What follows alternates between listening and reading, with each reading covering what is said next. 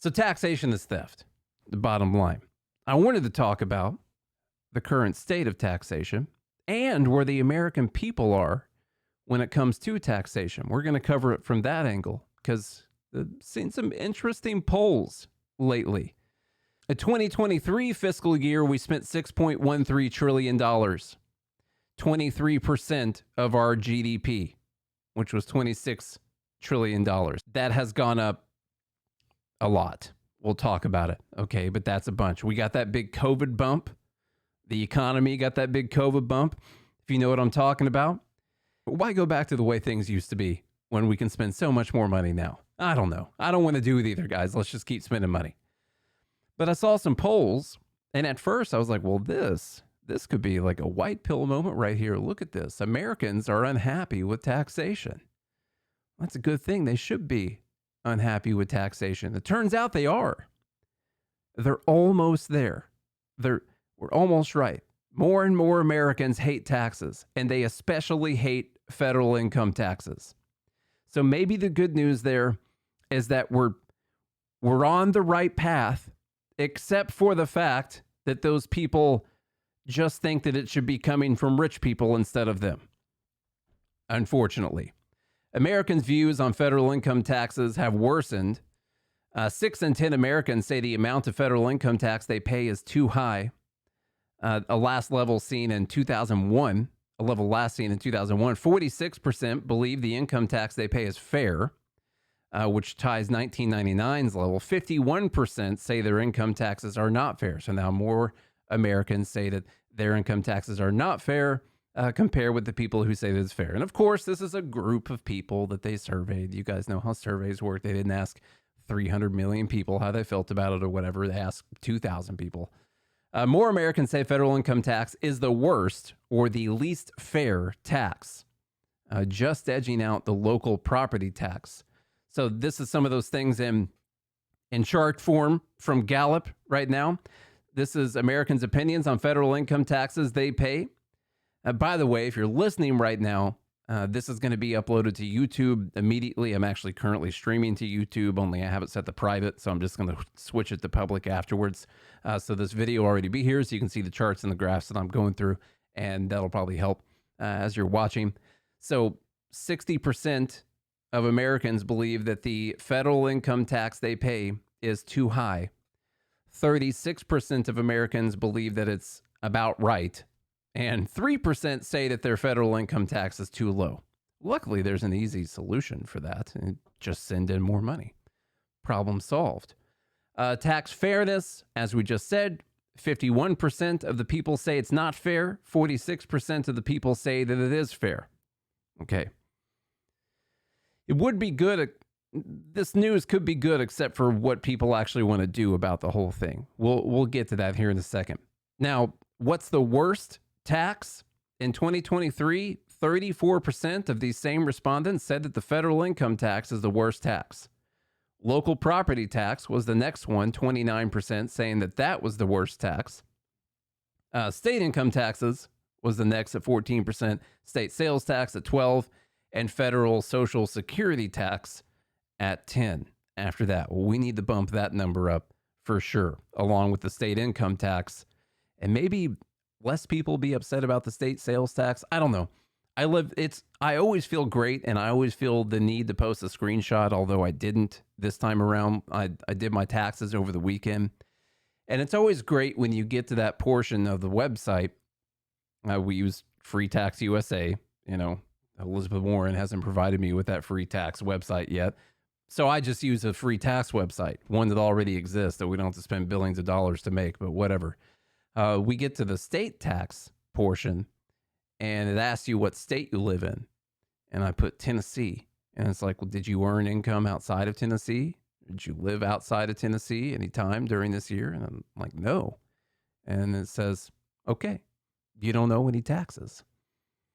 That's always pretty cool. The trade-off on that is that we have a 9.5% sales tax here in Davidson County, Metro Nashville area where I live. And that's a pretty high sales tax. Good news is when I go to visit my family in Illinois, I can just buy big items up there in Illinois at a 6.5% sales tax, and I come back home to Tennessee where I don't pay any income tax and can save you a little bit of money. Okay, that's just a little life hack for you guys. Go to a state that has high state taxes, but then just buy things with their sales taxes there and then come back to your no tax state after that. I don't think there's any laws against it, but if there are, I am completely ignorant of the matter and I plead ignorance right now. Let's see. From a U Chicago Harris AP NORC poll, among U.S. adults, less than a quarter believe they receive valuable services from paying local property tax, state sales tax, or federal income tax. Less than a quarter of these respondents on this poll believe that they receive valuable services from paying these taxes. So they think their taxes are too high. They think that they don't receive valuable services from these taxes. I think it's time to make the argument that taxation is theft and we need to get rid of taxes, right? That's what I hear. Nearly 2/3 say local property tax, federal income tax, or state sales taxes are too high. Republicans are more likely than Democrats to say local property taxes or federal income taxes are unfair. Makes sense. Kind of tracks, right? Sounds right to me. Here's where the next polls start to worry me, because we see that people think taxes are unfair. They think they're paying too much in taxes. They think that they're not getting the value from their taxes for what they're paying. And then you poll a bunch of people last month. Now, these are 5,000 registered voters in Arizona, Georgia, Michigan, Nevada, North Carolina, Pennsylvania, and Wisconsin. So swing states. Another way to say that. Please indicate if you support or oppose the following tax policies. Raise taxes on billionaires. 70% of the respondents, a little more than 70% of the respondents strongly support or somewhat support raising taxes on billionaires. Another like 10% say they don't know or don't have an opinion. And only about 20% say that they somewhat or strongly oppose this idea. Raise taxes on those making $400,000 plus. If you can believe this number is actually higher. So instead of 70, it's like 72% think that you should raise taxes on those making more than $400,000. Cut individual tax rates across income groups.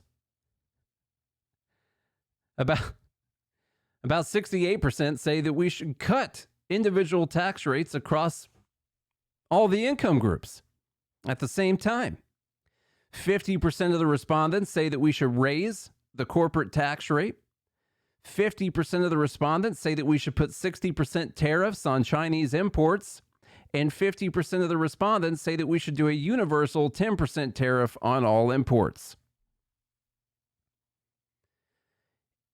And about 100% of these people are dumb AF. So, let's go through a couple of these things. No, you know what? I'll just tell you something for all 6 of them immediately. Doing any of these things would make your standard of living worse. It would raise the prices of all of your goods and all of your services if you do any of those things. Raising taxes on billionaires specifically might actually decrease investment in the United States, might actually stop people from becoming billionaires or decrease incentives or cause people to move elsewhere. If you think being a billionaire is a bad thing, that might sound good to you. But when I hear about a billionaire, you know what I think? What did they do to be worth $1 billion? Most of the time, when you look at the person who's worth $1 billion, they created something that added a lot of value to millions or billions of people's lives. And so I don't think being a billionaire is a bad thing. What you tax, you get less of. I don't want to raise taxes on billionaires. If you're going to raise taxes on those making $400,000 plus and cut individual tax rates across income groups, which is almost the same number, very interesting. Raising corporate tax rates, corporations don't pay taxes. Their customers pay taxes. Taxes are just an expense, like shipping, like materials. Taxes, they're just expenses on the business. And then they charge a profit on top of that, whatever percentage it is that they're trying to get. 60% tariff on Chinese imports would raise prices drastically for a lot of people who are buying things. Universal 10% tariff on imports would raise prices for all of our goods and services as well. These are terrible ideas. Please indicate if you support or oppose. Okay, so this is specifically who supported or opposed raising taxes on billionaires. Liberals, or people on the left, or Democrats, because the word liberal means something different these days. 85% of those people supported raising taxes on billionaires. Okay, you might be like, okay, yeah, that sounds about right. Also, almost 60% of Republicans supported raising taxes on billionaires as well. It's one of the few things that's bipartisan. And I say this every time as well. And I say it every time that we talk about it. One of our very first episodes, back when we were a show called The Big Freedom Show, one of the very first things I ever talked about on this podcast was that the danger I saw lurking ahead was that the only thing the left and the right could agree on was that they hated rich people. It was one of our very first episodes, one of the very first things I ever talked about over 1,200 episodes ago, was that I saw that the left and the right both hated rich people. And that is still true right now. Let's move on just a little bit more, okay? As tax day approaches, the vast majority of Americans blame the rich for the taxes they pay, not poor Americans. Let's see. Overall, rich Americans and big corporations who pay less than their fair share. So you're saying, who do you blame for the tax that you have to pay? Now, you might think that you'd blame the federal government because they tax you. Or you might say, well, how about the fact that they spend so much more money than they take in, and they never decrease their spending, unless, of course, you're coming from like the biggest spending year ever in human history for anyone. Then you say you decrease spending a little bit after that. You might blame them for the taxes that you pay, but no, it's actually rich Americans and big corporations paying less than their fair share. 86% of Democrats said that. 55% of Republicans blame rich Americans and big corporations paying less than their fair share. That's interesting. So let's talk about the billionaires for a minute.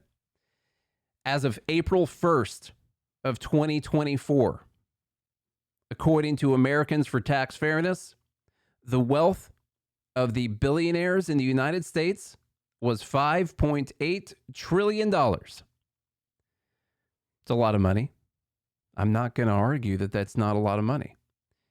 In 2017, by the way, that number was $2.9 trillion. If I could try and do some quick math on that, that is roughly double. And so this is one of the reasons that you might blame these billionaires somehow. If you blame them, it's because some people have been lying to you about a lot of things, but whatever. $5.8 trillion. A really interesting fact about that we started with is that in 2023, we spent $6.13 trillion. The wealth of all of the billionaires, as of 2 weeks ago, is $5.8 trillion, less than the total amount that the U.S. government spends in 1 year. So as you know, what I can say after this, what people would normally say after this, you could take all of their money, 100% of it, and it would not even fund the U.S. government for 1 year. You know what would actually happen if you took all of their money? Our spending would go up. Maybe not the full 5.9 or $5.8 trillion, but our spending would just go up, and you would actually fund way less. You know what else would happen? Our entire economy would crash because those people are billionaires for a reason, and you would actually just have to you'd actually have to seize everyone's retirements. So what I don't understand is where people think they're going to get this money when they talk about taxing the billionaires. First off, the billionaires are billionaires because they have a piece of paper that says they own a share of a stock in a company. That company is worth that amount of money because millions of people have invested their retirements into that company. And not just retirements, other people that are investors as well, but a lot of people have retirements, pensions, 401ks, IRAs, stuff like that. Where do they think the money is actually going to come from? It would it would destroy the entire economy if you did that kind of thing. Well, maybe they want to do that. Maybe they just want to tax like 10% of it. Nate, no one's saying you should take all the wealth of all the billionaires. Okay. We're going to take 10% of it? That's great. How much money is that? Someone give me a number crunch. What's that going to float us for like 3 weeks? A month? Maybe a month? It could float us for that amount of time? I don't know. And then what? You still destroyed the economy at that time, by the way, because people had to sell all their shares in the companies to even be able to give you that money. The point of the matter is, people are blaming billionaires, but that's not where the problem is. The problem is that the government keeps spending money, and they keep spending more money than they take in. They can't you got to simply do one thing. You got to spend less money than you take in. All right, let's go through some more of this stuff. Because remember, people blame rich people. They are upset with taxes.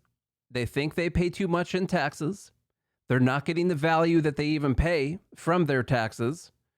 And who do they blame for the taxes that they pay, the amount that they pay? They blame rich people. What about average federal tax rates by income group? This is from the Congressional Budget Office. Now, this is as of 2019. Maybe this has just drastically changed since 2019. The lowest quintile of income earners, their average federal tax rate was 0.5%. Okay. The next quintile up was about 9%. The middle quintile was about 13%. The fourth quintile was at about 17%. And then the top 1% is a little bit over 25%. We'll go over these numbers a little bit more. Don't worry, you don't have to write them down. I'm going to say them again. Okay.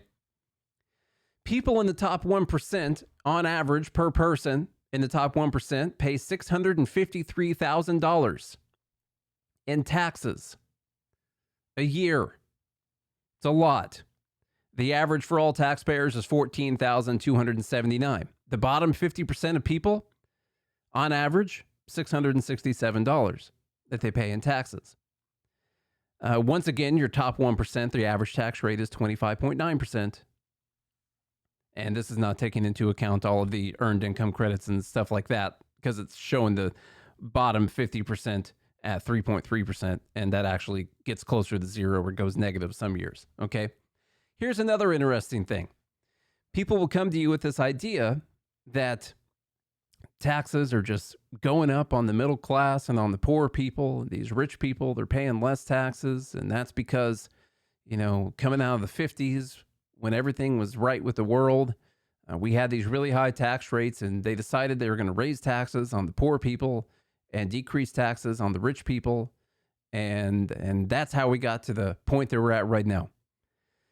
Well, starting in 1979, the lowest quintile's average federal tax rate was at about 9%. And up to 2019, that number has decreased from 9% down to the 0.5% that we talked about earlier. In 1979, for the top 1%, that was at 35% average federal tax rate.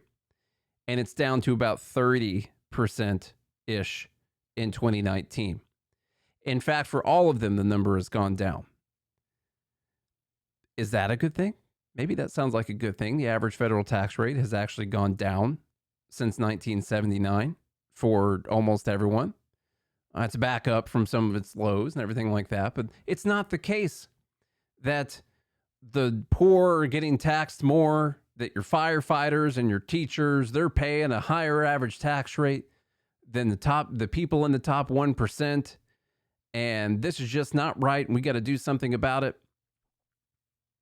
It's not right. Like, there's data on it. There's numbers. We have numbers on this. Okay. Now, what about fair share? What is your fair share? It's a good question. Good question. The bottom 50%, the bottom 50% of income earners in the United States, they pay 2.5% of all of the income taxes. Now, this chart is just from 2001 to 2021. That has actually decreased from 2001 to 2021. They were paying about 5%, and that has decreased down to 2.5%. Where did they make up the ground? Was it the middle class, potentially? I don't know. What about 25 to 50? No, that's decreased from 13 down to about 8 as a share of the total amount of taxes. What about the 1 to 5%? What about the top 1%? They were at about 33% in 2001, and now it's up around 46% share of total taxes. When you group people together and you say the top quintile, or you say that you could say the top 20%, you could say the top 50%, they pay almost all of the taxes. That's the point. And so while I look at a survey and it says Americans are unhappy with taxes. When I read that, I'm like, yeah, that's good. We got them right where we want them, libertarians. We can do it. What you actually start to find out is they're not unhappy with taxation itself. A lot of people have been told that they're getting hosed. And unfortunately, the misinformation or the disinformation that's out there is that they're getting hosed by the rich and that the rich aren't paying their fair share. Well, that's just not true. The rich are definitely paying their fair share. Look at this. Top 50%, 97.7% of all taxes. 97.7. The top 25%, it just goes down to 89% of all taxes. And it's about 46 if you're in the top 1%. People have been lied to about this, and they consistently get told that rich people are paying lower tax rates than a teacher or a firefighter. How many times have you heard this? Now, they had to invent new numbers to tell people these things. The true tax. When they look at someone's increases in their capital gains, their unrealized capital gains increases, and invent a new tax that taxes unrealized capital gains. That way you can consider that income for someone, and then you create something called their true tax, and then everyone goes out there and parrots these lines that actually people are paying lower rates than teachers and firefighters are. It's not the case. We have all the data on this, all the data.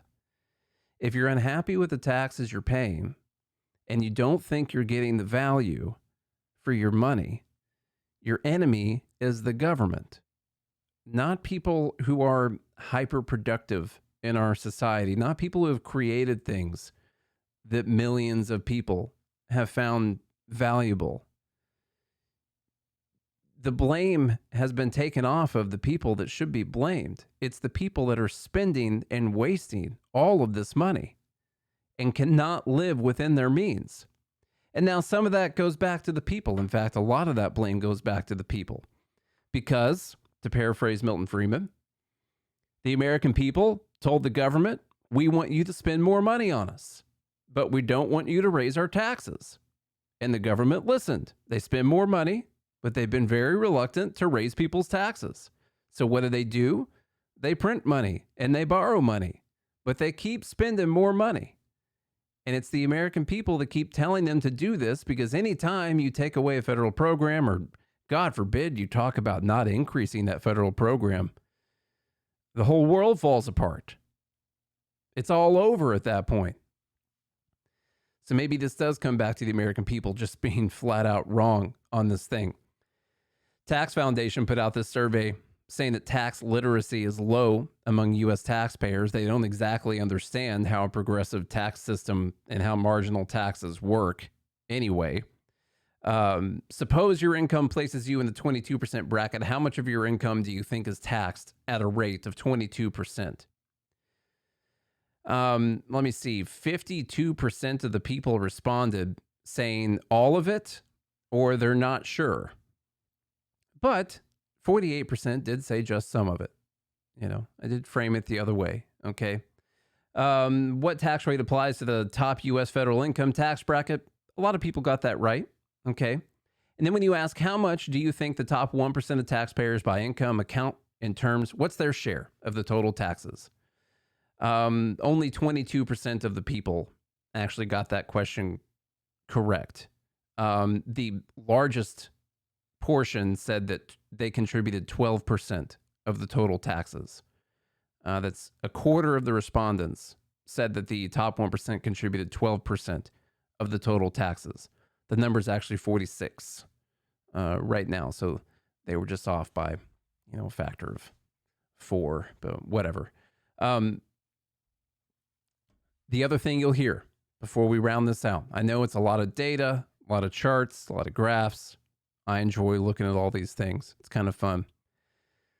The thing you'll hear is that we had it right in the 1950s, and everything that's happened since then, that's just because we screwed up. We lowered taxes. Those rich people, they were paying 70, 90%. We had a 90% tax rate for the rich people in the 1950s. And that's why things were so good. I will immediately just show you the graph that says in the 1950s, the top 1% of U.S. households paid an average tax rate of 42%, even though the top marginal tax rate was 90%. Why is that?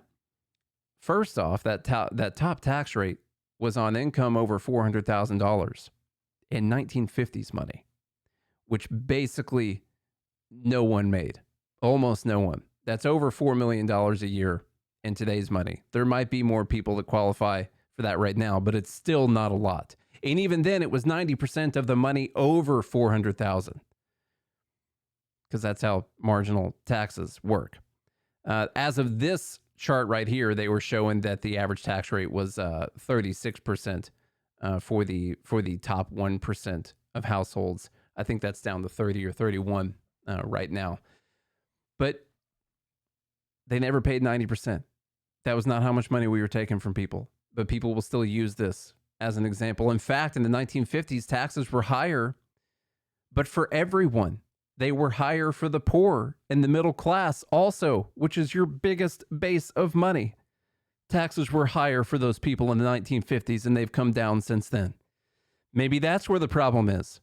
Or maybe it's the fact that we went off the gold standard. We started printing trillions and trillions of dollars and spending way more money than we took in. And this is all just correlation and causation. I don't know. People will say, well, we're just not taxing people enough. Well, we're still taking in about the same amount that we've always taken in as a percentage of our gross domestic product. All the goods and services that we produce, the productivity of our country, of all the people, we put it together into this thing. We call it gross domestic product. And this is the value that we create. Some of that is contributed by the government, either creating money out of thin air or taxing you and then putting it back into the economy. And they still call it gross domestic product. Kind of annoying that gets counted in the number, but it's not a massive portion, but it is a portion. We're in the 16s right now for how much of our gross domestic product, how much of our productivity in the United States is the government taking from us and then deciding that they know how to spend it better. We are right in range with where we were within the 50s. Actually, we are right where we were in the 50s for how much we're taking in taxes. What's actually changed is how much of our productivity is getting spent. And instead of 16, which is what we're taking in right now, we're spending 19 of the productivity back out in the economy. That's at, no, sorry, I said 19. It's actually 22, 23% is what's getting put back out there. The problem is the spending. If you're mad about taxes, you don't want to blame the billionaires. You want to blame the people that are taking the money from you without your permission, and then using it on God knows what. Tons of waste, fraud, and abuse.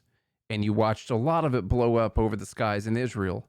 In fact, you've been watching a lot of it blow up over the skies in Israel over the last 6 months and probably throughout your lifetime. A lot of it's going to the military. A lot of it's going to Social Security now. A lot of it's going to Medicare. And then some of our other hundreds and hundreds to maybe 1,000 departments, depending on the ones that we don't know about. That's where the problem is. Here's another point where the problem is. Since 1970, our outlays, the amount of money we spend, has increased by 3,000% since the 1970s. Our receipts, the amount of money we take in taxation, has increased by 2,200% since the 1970s. You're telling me that we don't have enough money, or that we're not spending enough money to do the things that we need? Those things are up 3,000 and 2,200% respectively. No, it's been plenty. Since the 50s, You're talking about the outlays up 9,000% since then. And the incomes, theft, up 6,600% since then. Interestingly enough, our money supply, the amount of money that we've either created or has been created, is also up 6,800% since the 50s. And our GDP is only up 4,500%. That's where you get the inflation. When you have more money, way more money being created than the amount of production that's happening in the economy. The problem is not the billionaires. It's not the rich people. If you're mad about taxes, then you're mad at the government. You're mad at the person that's taxing you. How did we get that one wrong? If we can't place the blame on the person that's actually taxing you, then what are we going to do? Okay, I got to go. Those are my thoughts on taxes today. Other than the fact that they're theft, we've made the moral argument against taxes a ton of times. I just wanted to give the State of the Union on where we're at with taxes right now and who's actually paying the taxes and dispel some of the myths and the rumors that are out there. If you enjoyed today's show, share it with a friend. Tell your lefty loony uncle that he needs to listen to this specific episode every time he's quoting Bernie Sanders at the dinner table, that he needs to listen to this specific episode, and send him the link to it. Okay, it'll be out there on YouTube in like 3 minutes after I get done with this. So anyhow, if you enjoyed today's show, tell a friend, tell a family member, tell a foe that they got to listen to Good Morning Liberty every single day of the week when we want to. Hit like, hit subscribe, hit share, leave a rating and review, do all of those things. And if you do all of them, and I mean every single one of them, then I'll be back again tomorrow, same Liberty time, which is when we want, same Liberty channel, which is Good Morning Liberty. Until then, have a good day and a Good Morning Liberty.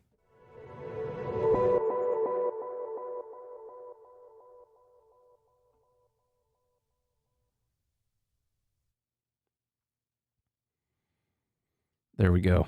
We got it.